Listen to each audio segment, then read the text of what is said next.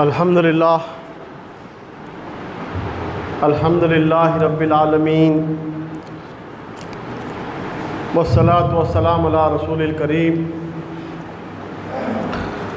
وقال اللہ تعالی فی القرآن المجید اعوذ باللہ من الشیطان الرجیم بسم اللہ الرحمن الرحیم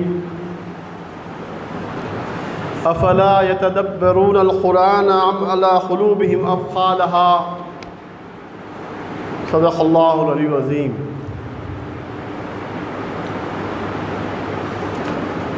محترم بزرگوں، عزیز نوجوان ساتھیوں، السلام علیکم ورحمۃ اللہ وبرکاتہ۔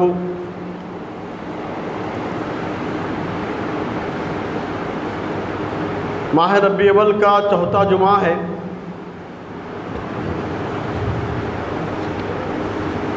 آج کے جمعہ میں رجوع الی القرآن کے عنوان سے کچھ چیزیں آپ کے سامنے رکھی جائیں گی۔ اللہ تعالیٰ قرآن مجید میں خود فرماتا ہے، کیا ان لوگوں نے قرآن پر غور نہیں کیا؟ کیا ام علی قلوبہم اقفالہا، یا ان کے دلوں پر قفل چڑھے ہوئے؟ یہ ایک بہت ہی چونکا دینے والی آیت ہے ایمان والوں کے لیے۔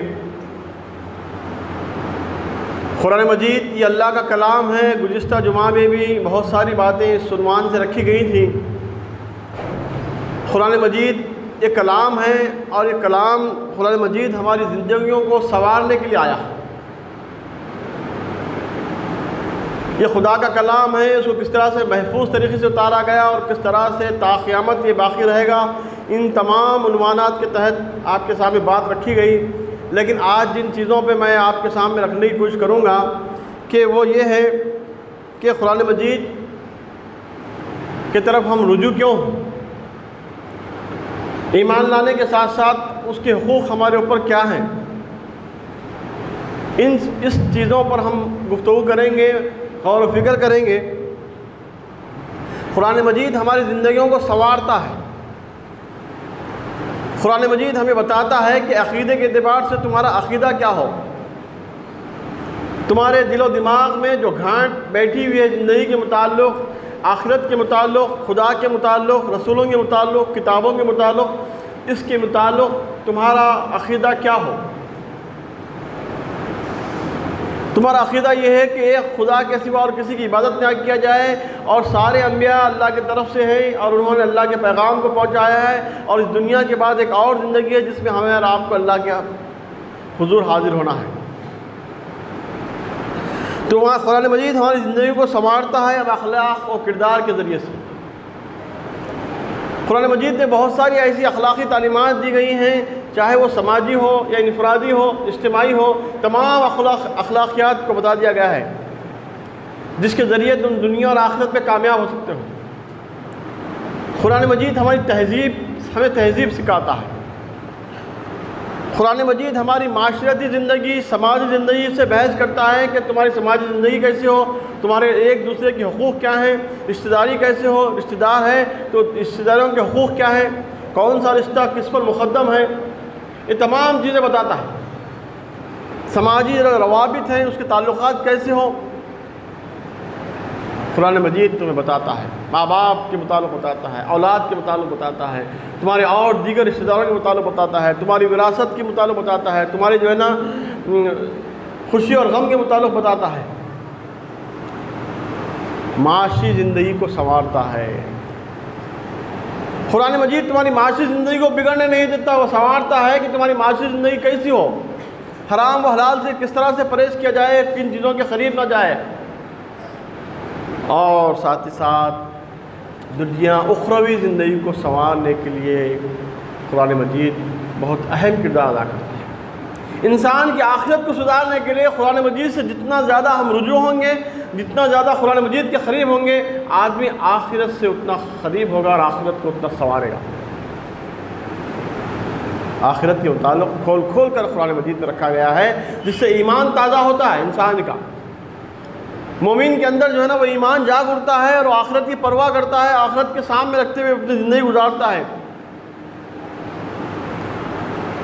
بحیثیت قرآن مجید جملہ ہمارے زندگی کے مسائل کا حل ہے.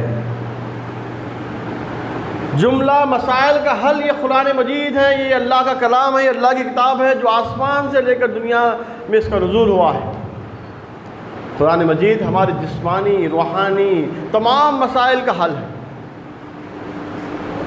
آدمی دو چیزوں کا مرکب ہے، ایک ہے جسم اور ایک ہے روح. یہ دونوں کے لیے بھی شفا یاب ہے قرآن مجید. ما فی الصدور، تمہارے سینوں کے اندر جو کچھ ہے اس کے لیے شفا ہے. اور آخرت تو سنوارنے ہی والا ہے. تمہاری روح کو پاکیزگی اختیار کرنے والا ہے، تمہاری روح کو پروان چڑھانے والا ہے، تمہاری روح کو علیین میں بھیجانے والا قرآن مجید ہے. یہ پاکیزہ روح اللہ کے پاس آدمی جب مرتا ہے تو روح سب سے پہلے آسمان کی طرف جاتی ہے اور اس کا جو جسم ہے وہ نیچے جاتا ہے مٹی میں، اور روح اوپر چڑھتی ہے. جب اوپر چڑھتی ہے تو آسمان سے پہلے جو ہے نا فرشتے آپس میں لڑ پڑتے ہیں اس روح کو حاصل کرنے کے لیے. وہ روح اگر خراب ہے، گندی ہے، بہت سارے گناہوں میں ملوث ہے تو اس کو کوئی نہیں لیتا. اگر روح پاکیزہ ہے تو فرشتے آپس میں دوڑ پڑتے ہیں اس روح کو حاصل کرنے کے لیے، اور اس کو روح کو لے کر جا کر اوپر ایک اللہ تعالیٰ کے پاس محفوظ جگہ ہے، علیین اور سجین. پاکیزہ روحوں کو اللہ تعالیٰ علیین میں رکھ دیتا ہے. قرآن مجید کی طرف آدمی جب رجوع ہوتا ہے تو اس کا جسم بھی پاکیزہ ہوتا ہے اور اس کی روح بھی پاکیزہ ہوتی ہے. لہذا ہمارا تعلق قرآن مجید سے مضبوط ہونا چاہیے. یہ کتاب ہمارے دین و دنیا کی کامیابی کی ضمانت ہے. اس کو پڑھنے نہیں آتا تو پڑھنے کی کوشش کرنا چاہیے، بار بار پڑھنا چاہیے، اٹک اٹک کے پڑھنا چاہیے. اللہ کے رسول نے کہا کہ اس کو اٹک اٹک کے پڑھنے والوں کے لیے دوہرا ثواب ہے. اللہ کے نبی صلی اللہ علیہ وسلم نے بشارت دی کہ اس کو جو اچھا پڑھتے ہیں، بار بار پڑھتے ہیں، اس کے ساتھ اٹیچمنٹ ہوتا ہے اور اس کو بہت ہی اچھے انداز سے پڑھتے ہیں، اللہ تعالیٰ ان کا رتبہ فرشتوں کے ساتھ کر دے گا آخرت میں. عزیز سامعین، قرآن مجید پر ہم ایمان لاتے ہیں تو اس کے ساتھ ساتھ اس پہ کچھ حقوق ہیں جس کو ہمیں ادا کرنا چاہیے. پہلا حق یہ ہے کہ قرآن مجید کی تلاوت کرے، بار بار تلاوت کرے. تلاوت کہتے ہیں اسے کہ بار بار پڑھنے والی چیز. تلاوت کے جو معنی ہیں وہ ہے بار بار پڑھے جانے والی چیز، اور دنیا میں یہی وہ معتبر کتاب ہے جو سب سے زیادہ پڑھی جاتی ہے. اللہ کے رسول صلی اللہ علیہ وسلم نے فرمایا کہ اس کے ایک حرف پہ اللہ تعالیٰ تمہیں ایک نیکی عطا کرے گا. الف لام میم یہ 3 حرف نہیں ہے بلکہ الف الگ ہے، لام الگ ہے، میم الگ ہے. اس پہ ایک ایک نیکی اجر دیا جائے گا. اللہ کے رسول صلی اللہ علیہ وسلم نے فرمایا سب سے بہترین عبادت تلاوت قرآن.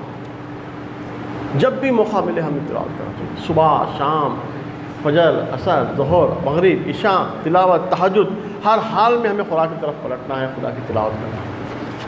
یہ بار بار پڑھے جانے والی کتاب ہے. جی سامعین، قرآن مجید پر ایمان لانے کے ساتھ ساتھ ہم پر یہ حق ہے کہ اس کی ہم تلاوت کریں. دوسرا حق یہ ہے کہ اس پر غور و فکر کریں. غور و فکر کریں. میں نے جو آیت تلاوت کی تھی کہ افلا یتدبرون القرآن، کیا ان لوگوں نے قرآن پر غور نہیں کیا؟ ام علی قلوبہم اقفالہا، کیا ان کے دلوں پر قفل چڑھے ہوئے ہیں؟ قرآن مجید کا دوسرا یہ حق ہے کہ اس پر غور و فکر کریں، اس کی آیتوں پر غور کریں. اللہ تعالیٰ خود قرآن مجید میں فرماتا ہے ہم نے اس قرآن کو نصیحت کے لیے آسان کر دیا. ہے کوئی نصیحت قبول کرنے والا؟ بالکل آسان کر دیا ہم نے اس قرآن کو، لیکن کوئی نصیحت قبول کرنے والا ہے؟ سوال کیا جا رہا ہے. تو عزیز سامعین، قرآن مجید پر غور و فکر کرنے سے ہدایت اور حکمت کے دروازے اللہ تعالیٰ کھولتا ہے. ایک ایک آیت پر غور کریں، ایک ایک صورت پر غور کریں، ایک ایک جو ہے نا رکوع ہم پڑھتے ہیں تو اس پر غور و فکر کرنے کی کوشش کریں. جو زبان میں ہمیں آتی ہے اس زبان میں اس کا ترجمہ پڑھے اور غور کرے اللہ تعالیٰ کیا کہنا چاہتا ہے. آدمی جب اس میں ڈوبتا ہے تو اللہ تعالیٰ دروازے، حکمت کے دروازے کھولتے ہیں. قرآن مجید پر ایمان لانے کے ساتھ ساتھ تیسرا حق اس پر یہ ہے کہ اس پر عمل کیا جائے. اللہ کے نبی صلی اللہ علیہ وسلم نے فرمایا میں آخری خطبے میں تمہارے درمیان 2 چیزیں چھوڑ جا رہا ہوں، اگر اس کو تم تھامو گے تو تم کبھی گمراہ نہیں ہوگے. ایک ہے کتاب اللہ اور دوسری ہے میری سنت. کتاب اللہ کو اگر ہم نہیں تھامیں گے تو ہم گمراہ ہو جائیں گے، ہلکے ہو جائیں گے، ذلیل و خوار ہو جائیں گے. وہ زمانے میں معزز تھے، مسلمان ہو کر ہم خوار ہوئے، کانٹے بن گئے، ہم خار ہوئے تاریخ قرآن ہو کر، قرآن کو چھوڑ کر۔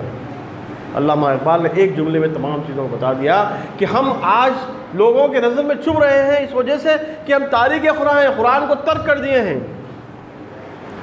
عزیز سامعین، اس کا چوتھا حق یہ ہے کہ اس کی تعلیمات کو پھیلائیں عمل کے ذریعے سے، علم کے ذریعے سے۔ یہ ہمارا حق ہے کہ اللہ ادعو الی سبیل بالحکمت کے ذریعے سے، آیت کے ذریعے سے بتائی گئی ہے، اے نبی صلی اللہ علیہ وسلم اپنے رب کے راستے کی طرف دعوت دو حکمت اور عمدہ نصیحت کے ساتھ، حکمت اور نصیحت کے ساتھ اس قرآن مجید کی طرف لوگوں کو بلانا ہے۔ یہ ہمارا چوتھا حق ہے۔ عزیز سامعین، اللہ تعالیٰ قرآن مجید میں فرماتا ہے اس شخص کی بات سے بڑھ کر کس کی بات ہو سکتی ہے جس نے اللہ کی طرف بلایا اور نیک عمل کیا اور کہا کہ میں مسلمان ہوں۔ یہ ہے اصل کام، قرآن مجید کی طرف، اچھی بات کی طرف بلانا اور عمل کرنا اور کہا کہ میں مسلمانوں کو سنوں۔ اللہ کے رسول صلی اللہ علیہ وسلم نے فرمایا بلغوا عنی الآیہ، اگر تم تک میری ایک آیت بھی پہنچتی ہو تو اس کو پہنچا دو لوگوں تک۔ یہ اس کا چوتھا حق ہے۔ تو عزیز سامعین، یہ قرآن ہے جس کی طرف ہمیں رجوع ہونا ہے۔ زندگی کے تمام مسائل کا یہ حل ہے، زندگی کے ہر دور میں اس کی طرف ہمیں رجوع ہونا ہے، حالات کیسے بھی ہو، لیکن ہم اس کی طرف رجوع ہوتے ہیں تو راستے کھلتے ہیں، ہماری زندگیاں گشادہ ہوتے ہیں، دنیا اور آخرت میں ہم کامیاب ہوتے ہیں۔ اللہ تعالیٰ سے دعا ہے کہ اللہ تعالیٰ ہمیں قرآن مجید کو سمجھنے، پڑھنے، غور و فکر کرنے کی توفیق عطا فرمائے اور اس کے حقوق تمام حقوق ادا کرنے کی توفیق عطا فرمائے۔ وآخر دعوانا الحمدللہ رب العالمین۔